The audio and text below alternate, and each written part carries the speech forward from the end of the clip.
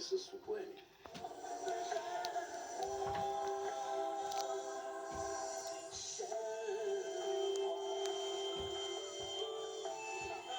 Его, я бабка.